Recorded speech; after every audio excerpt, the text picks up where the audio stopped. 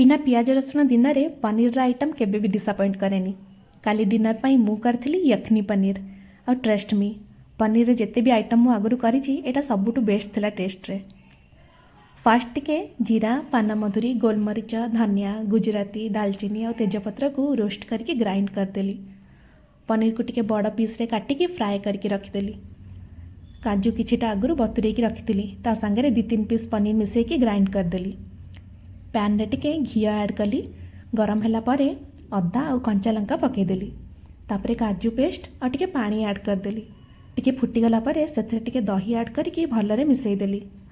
सेथिरे पनीरटा add कली। स्वाद अनुसार लुण टिके चीनी और जो मसलाटा बाटिकी रखिथिली से मसलाटा ऐड करदेली। टमाटो टिके आगुरु मु फ्राए करके रखिथिली सेटाको भी मिसेईदेली। लास्ट को टिके कसूरी मेथी पकेदेली। तापरे धनिया पत्र रे गार्निश करदेली। देखंतु हे गला मोर यखनी पनीर रेडी।